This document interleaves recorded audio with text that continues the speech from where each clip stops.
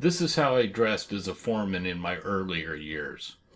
I had long hair, a big bushy beard, and wore sleeveless t-shirts. I was a damn good electrician and well on my way to becoming an outstanding foreman, except for one issue: my appearance. Every time I started a new project, I had to butt heads with the general contractor's superintendent.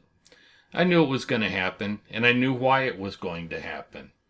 He was going to take one look at me, ask himself who this burned-out hippie was, spin around, walk into his construction trailer, and call my office to ask for a real electrical foreman. Fortunately, I was good, and my office would tell him so, because I always made them money. Then the superintendent would ride my butt until I saved his several times, at which point I would become his best friend. I knew the game and even enjoyed it. I prided myself on looking like a gangster and being a great foreman. I read somewhere in my youth that you should dress like the position that you're trying to acquire. I disagree. I think as much as you're able, you should dress like the position above the position you're trying to acquire. Now, I realize that you cannot dress like the people in the office. You have to work in the field every day after all. But anytime you can dress like the people in the office and mingle with them, you will gain huge benefits from it. They will remember you, become familiar with you as a competent person, and think of you first when they need someone to run a special project. So look for opportunities. Take a day off and put on some professional attire, then stop by the office to pick something up or drop something off. Just tell them that you had to meet with some people from church or whatever, and you wanted to drop something off on your way home. If the company has any type of social event, make sure you show up dressed like the office people. Look for any opportunity that you can to be around these people and dress just like them. You want them to know who you are and that you are on their social level. This will not only make them accept you as a professional, it will also make you feel like a professional. If you feel like a professional, you'll be a professional. You know that superintendent that probably earns about $80,000 to $100,000 a year? You want to look like him. Get rid of the hard hat with all the fancy stickers and black marks all over it and buy, borrow, or steal a new shiny one. I personally like white or carbon fiber. White is the color of hard hat all of the engineers and architects wear, and they will relate to you when you wear a clean white hard hat. Carbon fiber, although expensive, has kind of become the hard hat of choice for foremen and superintendents, and I like them as well. Just make sure you keep them clean and professional looking. Stay away from the sports team logos and fancy painted ones. Plain and clean is best. Take the nose ring out and keep your hair trimmed and neat. If you have facial hair, keep it neat too. You don't have to look like a model, just keep it as professional as you can. Do you want to look like a thug or do you want to make money? It's that important. If you're not yet a foreman, then you need to start looking like a person that is a foreman. If you are a foreman, you need to start looking like the best foreman in the company. Appearance is everything, so accessorize. Make sure you carry a pin and get yourself a notepad holder. You know, the ones that zip closed and hold business cards and pins. Let people see you using it once in a while to make material lists and such. Make sure you take it to meetings. Do everything you can to look like the most professional person on the job site. Yeah, I know, the guys are going to rub you some, but they'll get used to it real fast, especially when you get promoted to be their boss. For the women, the same rules apply. Just keep it clean and professional. In 2002, I took a job as a prison guard in Kansas at a maximum security prison for all of the insane prisoners in the state. If you don't think that was a wild ride, you're wrong. Every day I would walk into the living unit where I supervised 30 criminally insane convicts with my two-way radio. No, we didn't get any guns or weapons. and they would lock the door behind me. Every day the inmates would tell me, "We're going to kick your ass today, Thomas." I'd just thank them for the warning and spend the next 8 hours with my back to the wall. I didn't take that job because I wanted to be a corrections officer, although I did enjoy it a lot. I took that job because I wanted to transfer into the maintenance department. 6 months later, I accomplished that goal and spent 2 years there. I wasn't satisfied with my salary as a maintenance worker and wanted to promote, so I started dressing like the supervisors when I could. Normally, I had to wear a brown maintenance uniform, but sometimes they would let you buy tickets for a charity that permitted you to wear any reasonable clothing that you wanted to. Most of the people would wear jeans and a t-shirt on these days, but I always bought a ticket and wore something nice. It kind of cracked me up because my boss and his boss would always opt for the t-shirt and jeans. One time we were involved in a complex issue with a standby generator on one of these open clothing days, and I was there in a pair of chinos and a button-down shirt. My boss and his boss were there in jeans and t-shirts. We were all standing around discussing the problem, and this important guy from the state walked up and started quizzing me about the issue and what possible solutions I thought we ought to implement. Of course, he thought he was talking to the boss, but I didn't miss a beat. I just jumped in and answered his questions and laid out a good solution for him. I could tell my boss was a little hacked off as he stood there and listened to me, but I loved it. Heck, he was just going to offer him my solution anyway. He didn't know a darn thing about electrical. Start now. Start today. Pick up some better clothes, some button-down shirts, a new hard hat, some accessories, and start looking like a professional. Catch the sales at the local retailers or go on one of the auction websites. People give clothes away. Wives buy their husbands new clothes all the time, and the husbands refuse to wear them. So they sell them for pennies on auction websites or donate them to Goodwill. You can pick up a dozen appropriate shirts for $20 if you shop right. They are ridiculously cheap. I bought my work shirts at Goodwill for years. I paid like $2.77 for them, and most of the ones I buy are name brand and have never been worn. Why would you spend $30 on a shirt you're going to wear on a dirty work site? This way you can wear nice shirts to work and just throw them away if they get torn or too dirty. Find every opportunity to dress 2 levels above yourself at work functions. And on the job site, make sure you look clean and professional. Look at least as good as the general contractor's superintendent. That will help him relate to you and like you. That's going to be important because we want him to request you on his projects. Every little detail is important if you want to maximize your income. I like my work, but I'm in it for the money. If I have to be there every day, I want to be paid as much as I possibly can. If you fail to execute on one strategy, then you're cheating yourself out of a certain portion of income. It is that important. Let those people know that you can fit into their environment and they will start offering you more opportunities. Before you know it, your bank account will be looking as good as you do.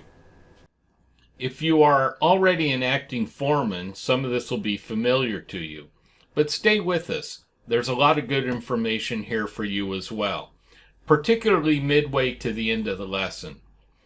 If you want to be a foreman but haven't quite made it yet, you need to become the lead electrician on the project you're working on.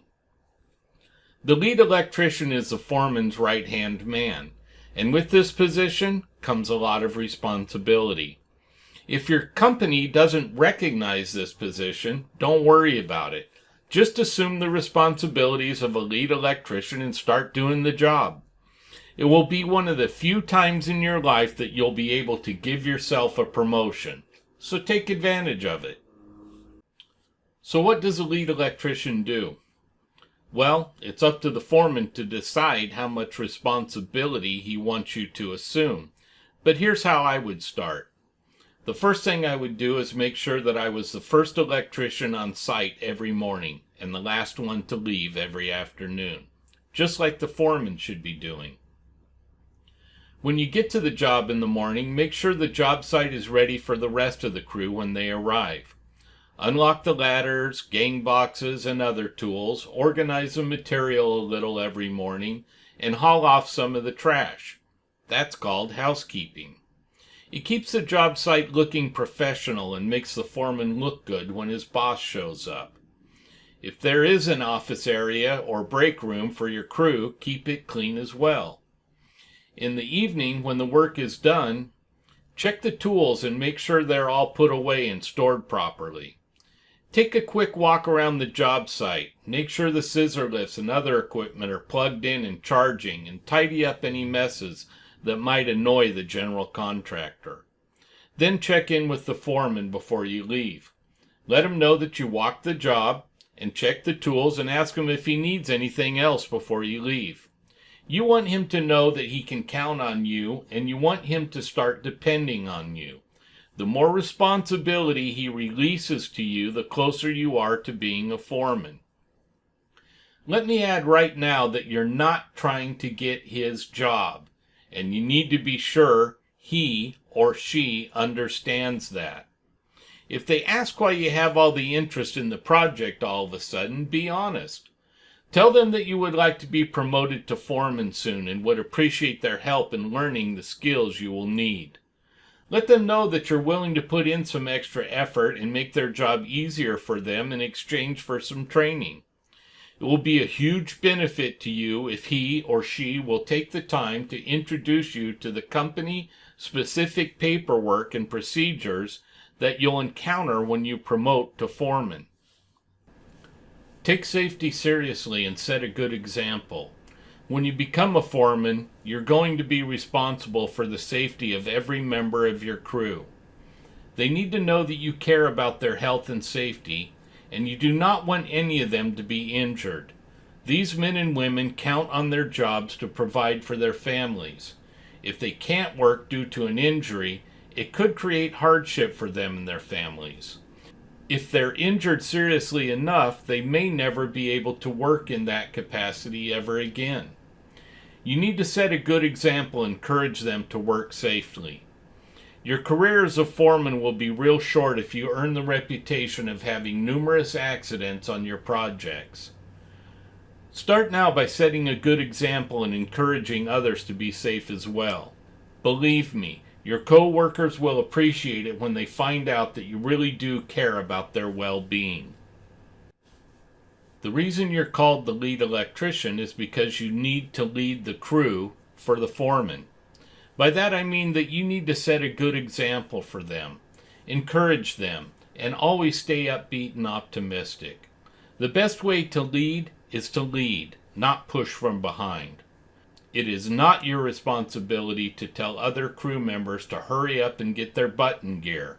It is your responsibility to hurry up and get your button gear. Set a good example. Start on time. Work right up to quitting time. And get back to work after lunch and breaks. In other words, set a good example. Try to promote a little friendly competition, but don't nag anyone about moving too slow or taking too long of a break. That's the foreman's responsibility. You need to be his spark plug and get the crew fired up any way you can for him. You need to be on good terms with all of the other crew members, so don't worry if they don't get as enthusiastic as you are. Just keep setting a good example every day. Make sure you always keep your conversations positive and optimistic. Electricians like to bitch about everything. Ignore it, and always respond in a positive manner. If the crew starts complaining about the foreman, play it down and tell them it's not that bad. Always paint a better picture than what you know to be true. Morale can go in the toilet in a heartbeat, and you need to do everything you can to keep everyone's mind headed in a positive direction. Don't worry if one or more of the crew members drag their ass or complains. Just stay positive and set a good example. The crew members that are worth their salt will respond positively to your example and appreciate the fact that you're elevating the morale of the job site and keeping things positive. If you've not seen the movie series Band of Brothers, borrow or rent it and watch it. It's about Easy Company of the 101st Airborne during World War II. Pay close attention to First Sergeant Lipton. At one point, they spend a long and miserable time at the Battle of the Bulge, and their lieutenant is a worthless coward. The men in Easy Company are always mimicking him and complaining about him, and First Sergeant Lipton assumes a lot of the responsibilities of the lieutenant. He always stays upbeat and speaks positively about the lieutenant, even though he knows the lieutenant is worthless. He does this because he knows that if he joins in and lets the complaining escalate, the whole company could become complacent and weak, when they really need to stick together and be strong. Afterwards, when they're away from the battle and in a safe environment, a lieutenant from a different company tells Lipton that from what he understood, the men of Easy Company always had good leadership, had someone they could count on, and were well taken care of during the battle. Of course, Lipton has no idea what he's talking about until he tells him, "I'm talking about you, First Sergeant Lipton." That is how you need to act.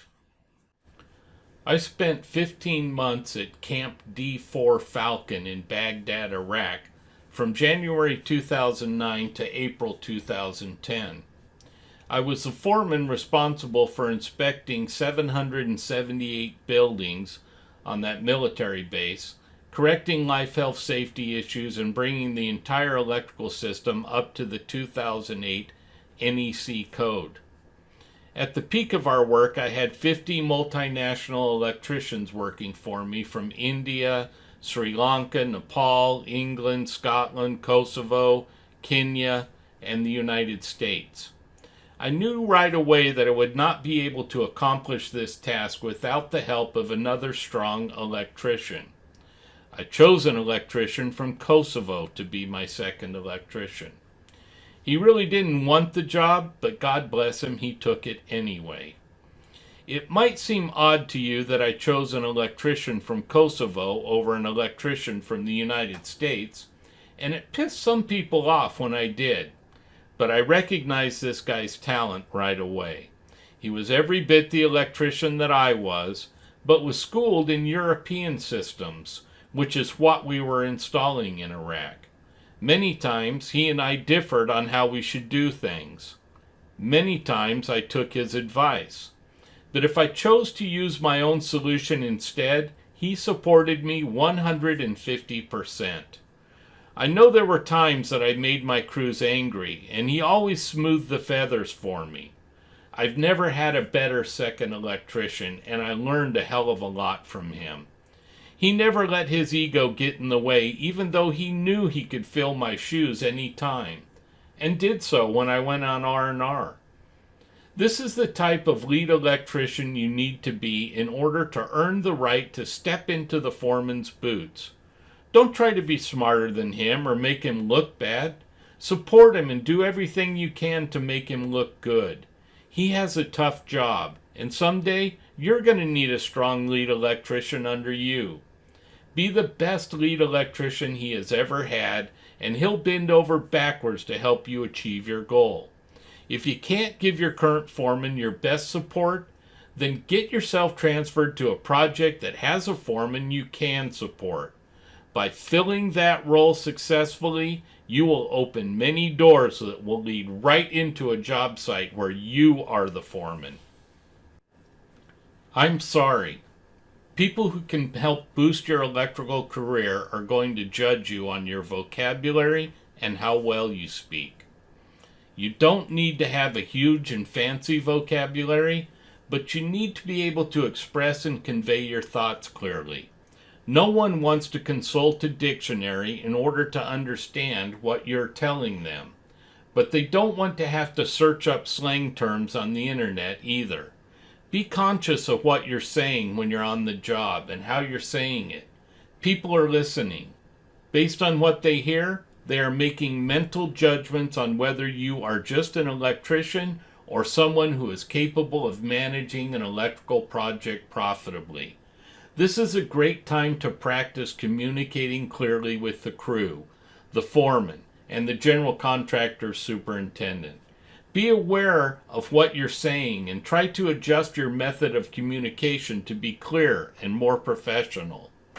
Start by getting close to the managers of all the trades on your project. Listen to what they say and how they say it. Select the ones that seem to be the most professional and best able to convey their ideas.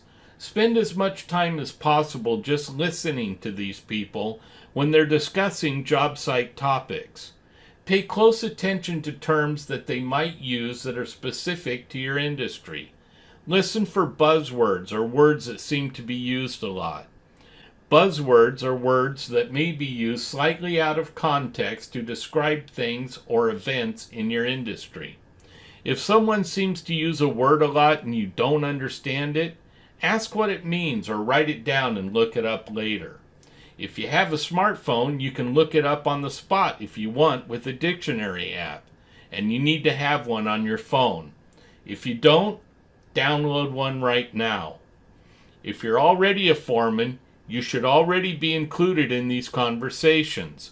If you're not a foreman yet, you need to become the foreman's right-hand man in order to be brought into more of these conversations. Subscribe to some local and nationwide industry publications and read them. There will be volumes of industry terminology contained there that can quickly help you get up to speed on terminology and current practices. A couple of publications I think every foreman and upcoming foreman should subscribe to are Electrical Contractor Magazine and Electrical Construction and Maintenance Magazine. Both are free publications.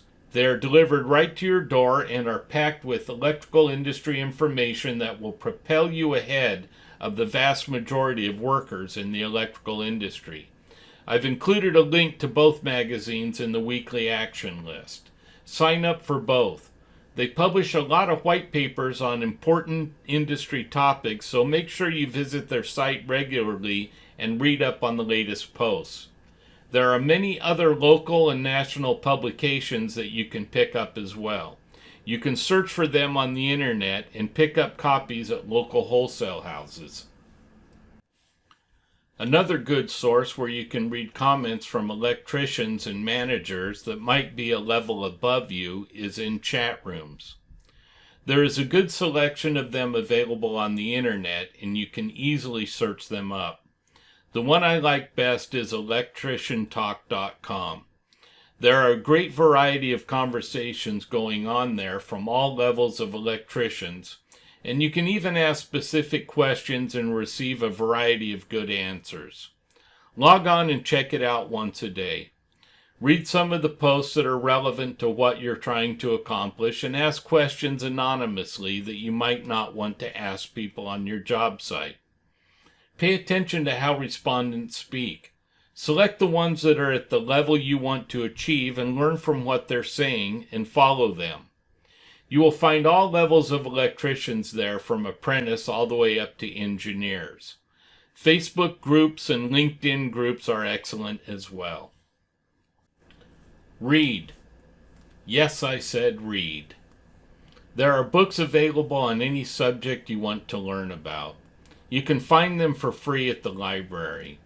You can buy them at local bookstores and online. One of my favorite pastimes is hitting used bookstores. You can save a lot of money at a used bookstore, and some of the better ones have quite a good selection. One of the fastest ways to learn a lot of information quickly is through audiobooks. Nowadays, you can download audiobooks on about any topic. I download them to my smartphone and listen to them while I exercise, drive, and during leisure time. Download an audiobook on vocabulary building today and get started. My favorite sites for audiobooks is audible.com and Amazon. I've also purchased a lot of books over the years at garage sales for pennies.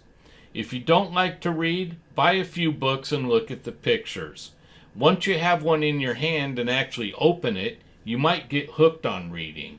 It really will accelerate your career. Another good option for improving your speaking skills while learning information that will boost your career is audio courses. There are a lot of good audio courses out there on business topics, vocabulary, management, time management, negotiating, and many other relevant topics. You can find these at new and used bookstores, online auction sites, garage sales, and through websites like nightingale.com. Every book, audiobook, and audio course that you purchase is an investment in your career and will help make you more marketable and valuable.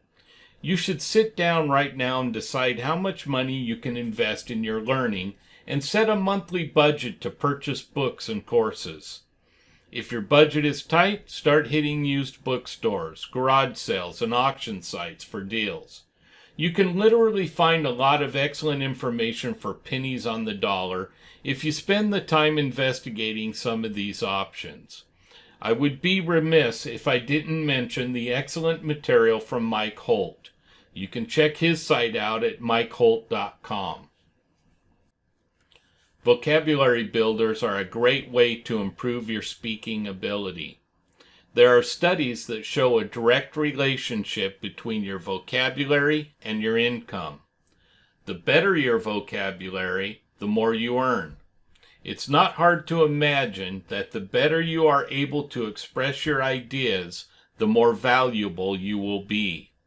These days, it is very easy to build your vocabulary quickly, and this will make an immediate impact on the people who can offer you the opportunities you are looking for. Go to the App Store and select a good app for vocabulary building and start using it today. I'm serious about this. This is part of creating the foundation to build a high-paying career on. You don't need to learn a bunch of big words that no one understands. Just expand your vocabulary so that you have a good mental library of words available to express your ideas.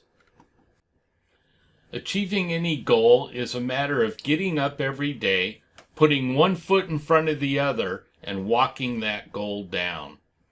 If you have a goal to become a foreman or to become a better foreman, you need to ask yourself every day, what can I do today to get me closer to my goal?